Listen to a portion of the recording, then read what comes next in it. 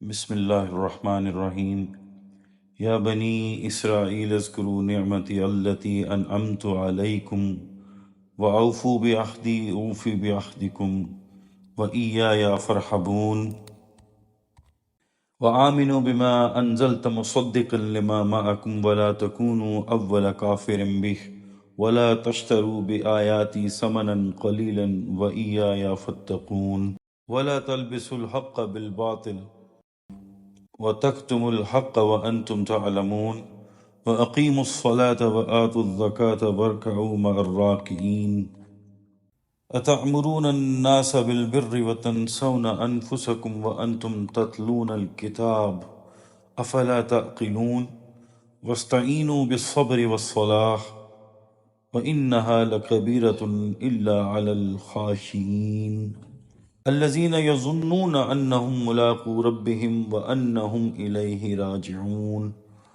صدق الله العظيم رب اشرح لي صدري ويسر لي أمري واحلل عقدة من لساني يفقهوا قولي۔ عزیزان گرامی، اس سے پہلے ہم سورہ بقرہ کے 4 رکوعات کا مطالعہ کر چکے ہیں، اور یہ جو ابتدائی 4 رکوع ہیں سورہ بقرہ کے، یہ قرآن کی دعوت اور قرآن کے بنیادی فلسفہ جو ہے اس پر مشتمل ہیں، اور ان میں مکی صورتوں کے مضامین کا خلاصہ دے دیا گیا ہے۔ اب یہاں سے 5ویں رکوع کا آغاز ہو رہا ہے، جس میں اللہ تعالیٰ کا براہ راست خطاب شروع ہو رہا ہے بنی اسرائیل کے ساتھ، اور یہ ایک طویل خطاب ہے جو مسلسل 10 رکوعات پر مشتمل ہے۔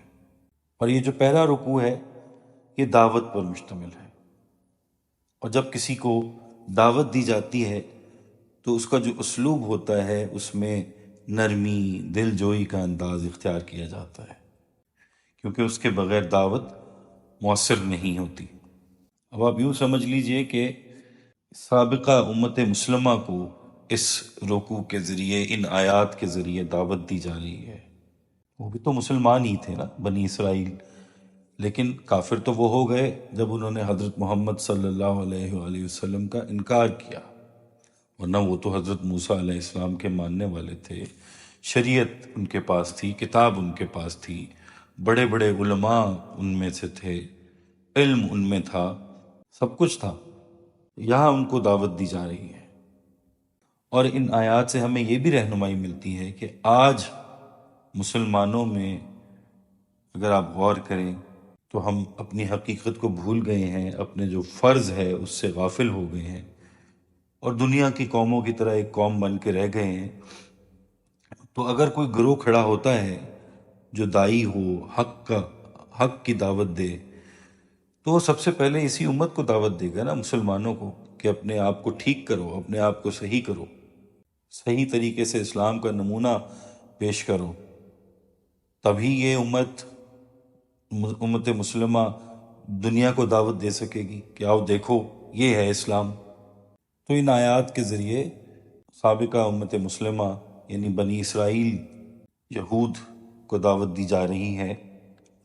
یا بنی اسرائیل اذکروا نعمتی التی انعمت علیکم، اے بنی اسرائیل یاد کرو میرے اس انعام کو جو میں نے تم پر کیا۔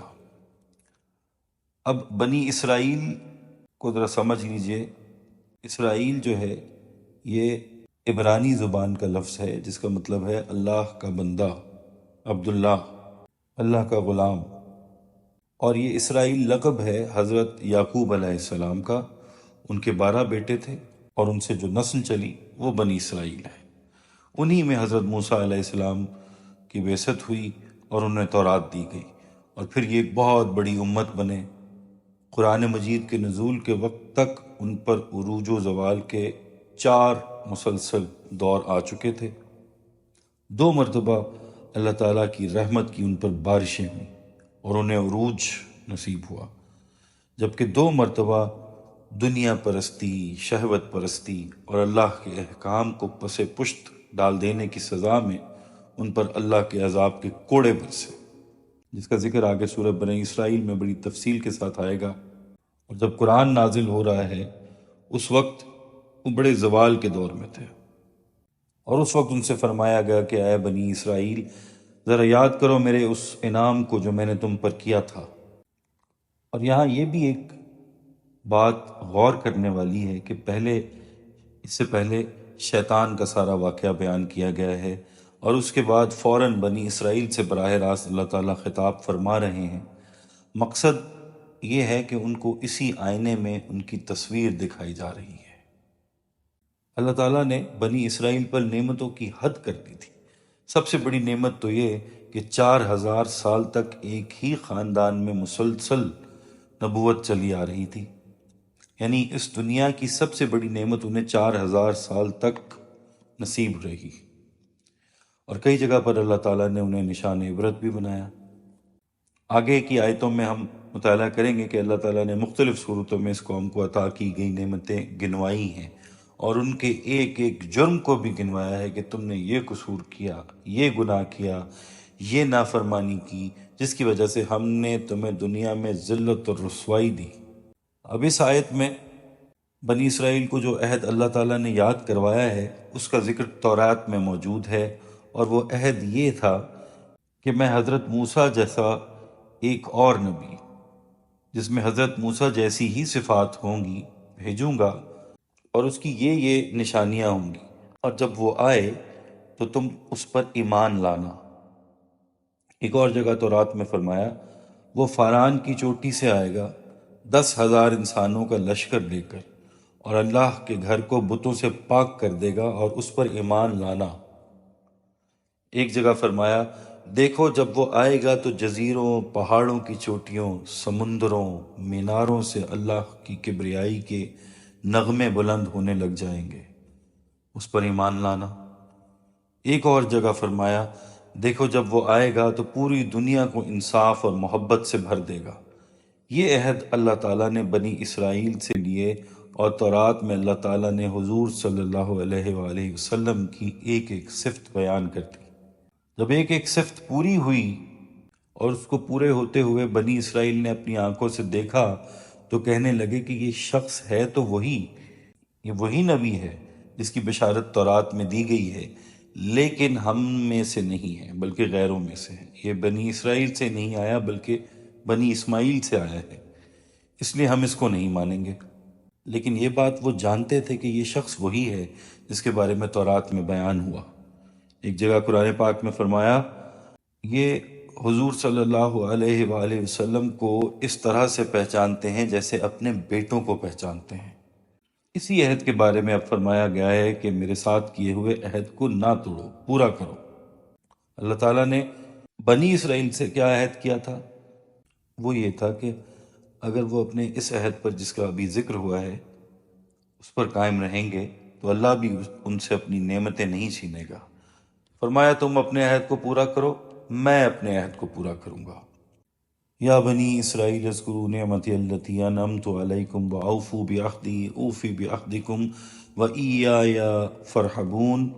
اے بنی اسرائیل میری نعمت کو یاد کرو جو میں نے تم پر انعام فرمائی، اور میرے دیے ہوئے عہد کو پورا کرو، میں تم سے کیا ہوا عہد پورا کروں گا، اور صرف مجھ ہی سے ڈرو۔ وَآمِنُوا بِمَا أَنزَلْتُ مُصَدِّقًا لِمَا مَعَكُمْ وَلَا تَكُونُوا أَوَّلَ كَافِرٍ بِهِ وَلَا تَشْتَرُوا بِآيَاتِي ثَمَنًا قَلِيلًا وَإِيَّايَ فَاتَّقُونِ۔ اور ایمان لے آؤ اس پر جو میں نے نازل کیا، وہ کلام جو تصدیق کرنے والا ہے اس کی جو تمہارے پاس پہلے سے موجود ہے، اور اس کے پہلے کافر تم ہی نہ بن جاؤ، اور میری آیات کو تھوڑی سی قیمت کے عوض بیچ نہ ڈالو، اور صرف میرا ہی تقوی اختیار کرو۔ اب اس آیت میں بنی اسرائیل کو سمجھانے اور حضور اکرم صلی اللہ علیہ وآلہ وسلم کی نبوت کا ایک اور ثبوت دینے کے لیے فرمایا گیا کہ یہ جو نبی ہے اور یہ جو کلام جو کتاب لے کر آیا ہے وہ پہلے ہی تمہاری کتاب تورات میں لکھا ہوا ہے۔ وہ کلام تورات کی اور انجیل کی کسی چیز کا انکار تو نہیں کرتا بلکہ اسی کا تسلسل ہے، اور تمہیں اس تسلسل میں شامل ہو جانا چاہیے، جبکہ تم انکار کر رہے ہو اور پہلے کافر اس کلام کے تم ہی بن رہے ہو۔ ایسا نہ کرو۔ ولا تلبسوا الحق بالباطل وتکتموا الحق وانتم تعلمون، اور دیکھو حق اور باطل کو گڈمڈ نہ کرو اور حق کو جان بوجھ کر نہ چھپاؤ۔ وَأَقِيمُوا الصَّلَاةَ وَآتُوا الزَّكَاةَ وَارْكَعُوا مَعَ الرَّاكِعِينَ، اور نماز قائم کرو اور زکوٰۃ ادا کرو اور اللہ کے سامنے جھکنے والوں کے ساتھ مل کر تم بھی جھکنے والے بن جاؤ۔ اب ان آیات میں بنی اسرائیل سے کہا جا رہا ہے کہ تم لوگ حق بات کو جانتے ہو، تمہاری کتاب میں اس نبی کی واضح نشانیاں موجود ہیں، تم جان بوجھ کر حق کو ناحق ثابت کرنے کی کوشش نہ کرو، بلکہ نبی حضور اکرم صلی اللہ علیہ وآلہ وسلم کے ساتھ مل کر نماز کے نظام کو قائم کرو۔ نماز پڑھنا ایک الگ چیز ہے اور نماز قائم کرنا الگ۔ نماز قائم کرنے کا مطلب یہ ہے کہ ایسے حالات پیدا کرنا کہ جس میں نماز بطور ایک نظام کے معاشرے میں قائم ہو جائے اور نماز کے تمام تقاضے پورے ہوں، مثلا ہر شخص کی نماز اس کو صحیح معنوں میں فائدہ دے اور نماز کا اصل مقصد پورا ہو، یعنی ان الصلاۃ تنہی عن الفحشاء والمنکر، بے شک نماز ہر بے حیائی اور برے کام سے روکتی ہے، ایسا نظام قائم ہو جائے۔ ایسا نہیں کہ لوگ متحد ہونے کی بجائے الگ الگ ہو جائے، کوئی اس کونے میں نماز ادا کر رہا ہے تو کوئی دوسرے کونے میں نماز ادا کر رہا ہے، دونوں کی اپنی اپنی 1.5 اینٹ کی مسجد الگ ہو اور دونوں کے لاؤڈ سپیکر ایک دوسرے کے خلاف گندگی اور زہر اگل رہے ہو۔ یہ نماز کا قائم ہونا نہیں ہے، بلکہ یہ دنگل کا قائم ہونا ہے۔ اصل نماز قائم کرنا یہ ہے کہ یہ ایک ایسا نظام ہو جس میں ربط ہو، اتفاق ہو، سب مل کر رہیں اور سب مل کر ایک قوت بن جائیں۔ اگر آپ غور کریں تو حقوق اللہ میں سب سے اہم چیز نماز ہے، جبکہ حقوق العباد میں جو سب سے اہم ہے وہ زکوٰۃ ہے۔ شریعت کے احکام میں حقوق اللہ کا منبع مصدر نماز ہے، جبکہ حقوق العباد کا شرعی احکام میں منبع جو ہے وہ زکوٰۃ ہے۔ آپ غور کریں گے کہ ہمیشہ یہ دونوں احکامات ساتھ ساتھ آتے ہیں۔ وَأَقِيمُوا الصَّلَاةَ وَآتُوا الزَّكَاةَ، نماز کا فائدہ یہی ہوتا ہے کہ اس سے انسان کے اندر اللہ کی محبت پیدا ہوتی ہے، اللہ کی رحمانیت اور رحیمیت کا عکس آتا ہے، اور ایک مامتا کی سی کیفیت کہ جی چاہتا ہے کہ انسان قربانی کرے، اظہار کرے، اللہ اور اللہ کی مخلوق سے محبت کرے۔ اب وہ نماز کے لیے جاتا ہے تو اس کو ساتھ میں کوئی غریب، کوئی بھوکا، کوئی بیمار، کوئی مصیبت زدہ نمازی نظر آتا ہے تو اس کا درد اور تکلیف بانٹنے لگ جاتا ہے، کسی کی بیماری میں دوا کا انتظام کرنے لگ جاتا ہے، کوئی بھوکا ہو تو اس کے کھانے کا انتظام کرتا ہے۔ اس طرح نماز کے ساتھ ہی ساتھ زکوٰۃ کا نظام بھی قائم ہو جاتا ہے۔ یہاں ایک بات کو سمجھ لینا ضروری ہے، اور وہ یہ ہے کہ حضور صلی اللہ علیہ وسلم کی بعثت سے قبل بھی زکوٰۃ دی جاتی تھی، مگر اس زکوٰۃ کا اصل مصرف علماء اور جو کاہن حضرات تھے، جو پادری تھے، وہ تھے۔ یہ حضرات جو تھے یہ ساری کی ساری زکوٰۃ خود ہڑپ کر لیتے تھے اور عام فقیروں اور مساکین کو زکوٰۃ نہیں پہنچتی تھی۔ حضرت محمد صلی اللہ علیہ وآلہ وسلم نے زکوٰۃ کے متعلق پہلا کام یہ کیا کہ زکوٰۃ میں سے اپنے خاندان اور اپنی نسل کا حصہ ختم کر دیا اور فرمایا کہ ان پر زکوٰۃ لاگو ہی نہیں ہوتی، اور زکوٰۃ کی جو 8 مدیں، 8 حصے مقرر کیے، ان میں کہیں علماء، مولوی صاحبان، پیر صاحبان کا کوئی ذکر نہیں کیا گیا، بلکہ صرف اور صرف اصل جو مستحقین ہیں ان کا ذکر کیا گیا، اور 8 جو ہیڈز ہیں یا 8 اکاؤنٹس یا 8 اقسام ہیں لوگوں کی، وہ مقرر کر دی گئی کہ ان میں زکوٰۃ جو ہے وہ تقسیم ہوگی، اور اس میں سے اپنے خاندان کو تو بالکل ہی نکال دیا کہ صدقہ بھی اور زکوٰۃ بھی ان پر تو کسی طرح جائز ہی نہیں۔ اس کا مقصد یہی تھا کہ یہود میں جو زکوٰۃ کا مصرف چلا آ رہا تھا اس کو ختم کیا جائے۔ آگے آیت نمبر 44 آ رہی ہے، أَتَأْمُرُونَ النَّاسَ بِالْبِرِّ وَتَنْسَوْنَ أَنفُسَكُمْ وَأَنْتُمْ تَتْلُونَ الْكِتَابَ أَفَلَا تَعْقِلُونَ، کیا تم لوگوں کو نیکی کا حکم دیتے ہو اور اپنے آپ کو بھول جاتے ہو، حالانکہ تم اللہ کی کتاب کی تلاوت بھی کرتے ہو۔ تم عقل سے کام کیوں نہیں لیتے؟ یہ ایک بہت اہم آیت ہے۔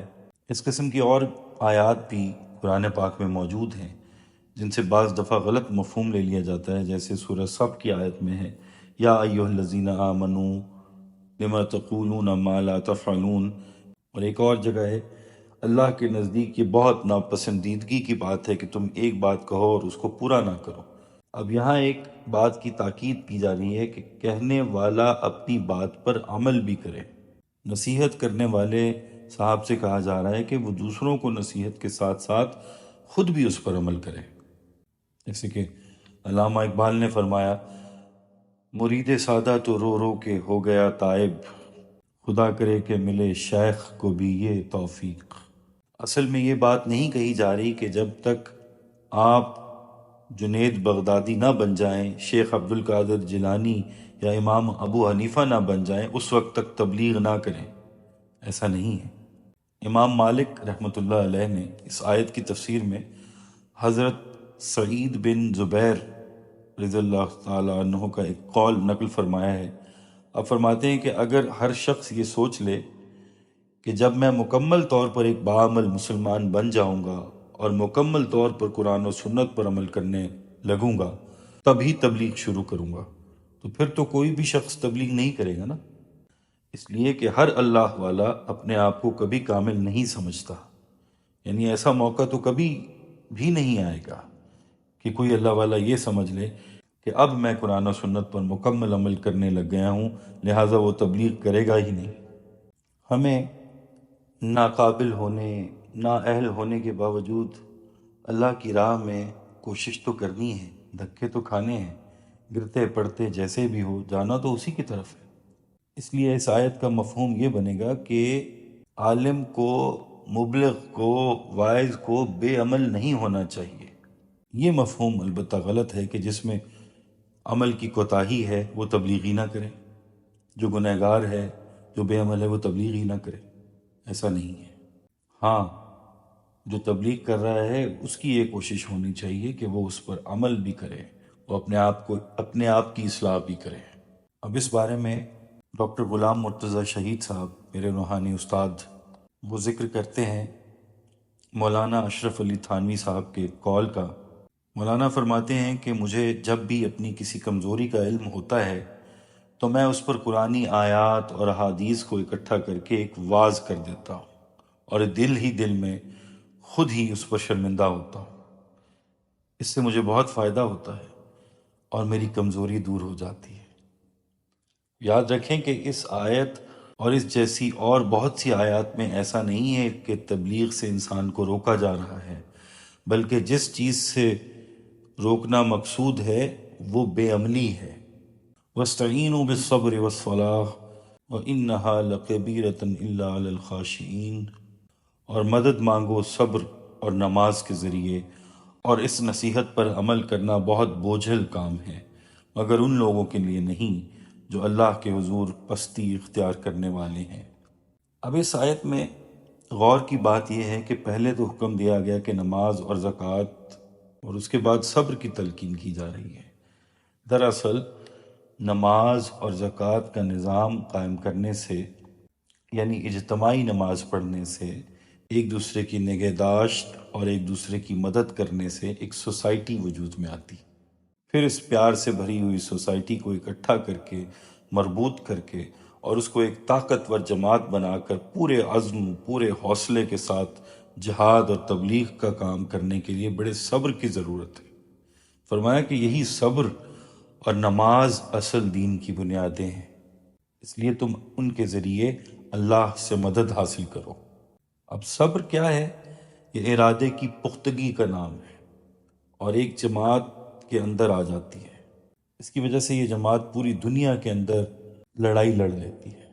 آپ غور کریں کہ حضور صلی اللہ علیہ وآلہ وسلم نہ ہی تو تھے شروع میں، پھر ایک چھوٹی سی جماعت وجود میں آئی، اور اس چھوٹی سی جماعت نے پوری دنیا میں تاریخ کا سب سے بڑا انقلاب برپا کر دیا۔ اس وقت کی دو سپر پاورز ایران اور روما، ان دونوں کو ختم کر دیا۔ عربوں کا قبائلی نظام، لوٹ مار کا نظام، غلامی کا نظام، یہ سب نظام ختم ہو گئے، اور ان کی جگہ ایک صحیح، انصاف سے بھرپور عادلانہ نظام آ گیا۔ یہ سب کیا تھا؟ ایک چھوٹی سی جماعت نے یہ سب کچھ کیا کیونکہ انہوں نے نماز کے نظام کو قائم کیا، اور اللہ نے ان کو صبر عطا فرمایا۔ یعنی جہاں ان کی ذاتی مشکلات، ذاتی کمزوریاں مقصد کی راہ میں حائل ہونے کی کوشش کرتی ہیں، وہاں نماز کے ذریعے اللہ تعالیٰ سے مدد مانگتے ہیں، تو اللہ تعالیٰ ان کے صبر، ان کے عزم کو اور پختگی دیتا چلا جاتا ہے۔ قرآن مجید میں صبر کے 3 مقام بیان ہوئے ہیں: وَالصَّابِرِينَ فِي الْبَأْسَاءِ وَالضَّرَّاءِ وَحِينَ الْبَأْسِ، یعنی نمبر 1 غربت میں صبر کرتے ہیں، نمبر 2 بیماری میں صبر کرتے ہیں، اور نمبر 3 جنگ کے عالم میں صبر کرتے ہیں۔ آپ خود غور فرما لیں، مگر آپ کو ان 3 جگہوں غربت، بیماری اور جہاد کے علاوہ کوئی چوتھی جگہ نہیں ملے گی جہاں صبر کی ایسی سخت ضرورت ہو۔ اس کو کہتے ہیں معجزہ، اور قرآن پاک کی آیات میں معجزہ ہے کہ یوں ہی بات کہی جائے مگر وہ اتنی جامع ہو کہ اس کے علاوہ کچھ بیان نہ ہو سکے۔ اس لیے یہ تینوں مقامات بتا دیے کہ یہ 3 جگہیں ہیں جہاں تمہیں صبر کرنا پڑے گا۔ اصل دھیان اس بات کی طرف دلایا جا رہا ہے کہ صبر اس وقت تک نصیب نہیں ہوگا جب تک کہ تم نماز میں پختگی اختیار نہیں کر لیتے۔ وَإِنَّهَا لَكَبِيرَةٌ إِلَّا عَلَى الْخَاشِعِينَ، یہ نماز پڑھنا یا نماز اور صبر دونوں کو اختیار کرنا بہت بوجھل کام ہے، سوائے خاشعین کے۔ خاشعین کے معنی ہے خشوع اختیار کرنے والے۔ اس کا مطلب ہوتا ہے کہ اللہ کے حضور آدمی عجز و نیاز اختیار کرے، عاجزی اختیار کرے، اور ہر قسم کے غرور، تکبر سے اپنے آپ کو بچائے۔ اور اگلی آیت میں خود ہی خاشعین کی وضاحت بھی فرما دی گئی ہے کہ خاشعین کون لوگ ہوتے ہیں اور ان کی پہچان کیا ہے۔ الذین یظنون انہم ملاقو ربہم وانہم الیہم راجعون، یہ وہ لوگ ہیں جو اس دھن میں لگے رہتے ہیں کہ وہ اپنے پروردگار سے ملنے والے ہیں، اور یہ کہ وہ اپنے پروردگار کی طرف لوٹ کر جانے والے ہیں۔ انسان کی ہر وقت کی جو سوچ ہے، اس کا دھیان، اس کی دھن کیا ہونی چاہیے، یہ بات قرآن پاک میں کئی جگہوں پر ارشاد ہوئی ہے، اور اس آیت میں بھی بیان ہوئی ہے کہ انسان ہر وقت یہ خیال دل میں رکھ کر زندگی بسر کرے کہ کبھی نہ کبھی، ایک نہ ایک دن اس کی ملاقات اس کے رب سے ہو جائے گی۔ ہم سورہ فجر میں پڑھتے ہیں کہ جب ایک اللہ والے کا آخری لمحہ آئے گا، اس کو یہ آواز آئے گی: یا ایتھا النفس المطمئنہ ارجعی الی ربک راضیۃ مرضیہ فادخلی فی عبادی وادخلی جنتی، اے اطمینان حاصل کر لینے والی شخصیت، اپنے پروردگار کی طرف لوٹ آ کہ تو اللہ سے راضی ہے، اللہ تجھ سے راضی ہے، پس میرے بندوں میں اور میری جنت میں داخل ہو جا۔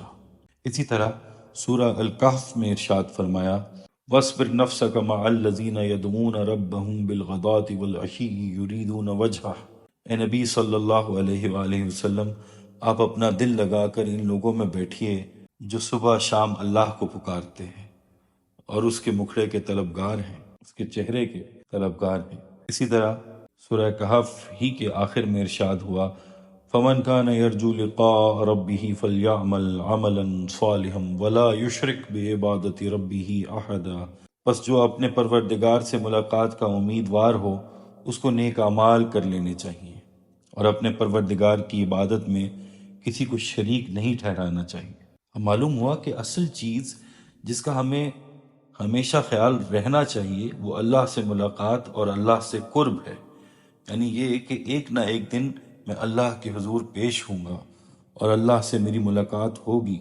خشوع حاصل کرنے کا یہ بہترین ذریعہ ہے جو ان آیات میں بیان کیا گیا ہے کہ اس دھن میں لگ جائیں اور ہر کام اسی نیت سے کریں کہ میں یہ کام اللہ کے حضور پیش ہونے کے لیے کر رہا ہوں۔ سورہ رحمان میں ارشاد باری تعالیٰ ہے: وَلِمَنْ خَافَ مَقَامَ رَبِّهِ جَنَّتَانِ، اور جو اللہ کے حضور کھڑے ہونے سے ڈر گیا اس کے لیے ایک نہیں 2 جنتیں ہیں۔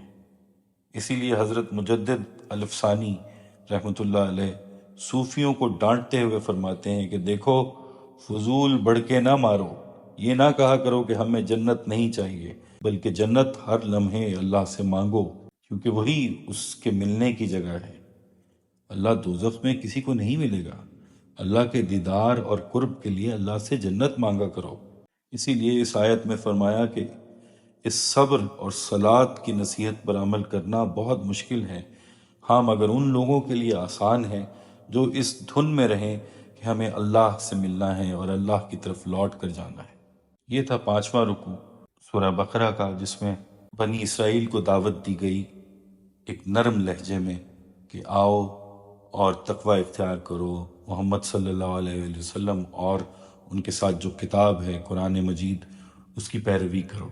اللہ تعالیٰ سے دعا ہے اللہ تعالیٰ ہمیں عمل کرنے کی توفیق عطا فرمائے اور ان قرآنی آیات کے ذریعے سے ہمارے دلوں کو منور فرمائے۔ اللہ تعالیٰ ہم سب کے لیے آسانیاں پیدا فرمائے اور آسانیاں بانٹنے کی توفیق اور شرف عطا فرمائے۔ آمین یا رب العالمین۔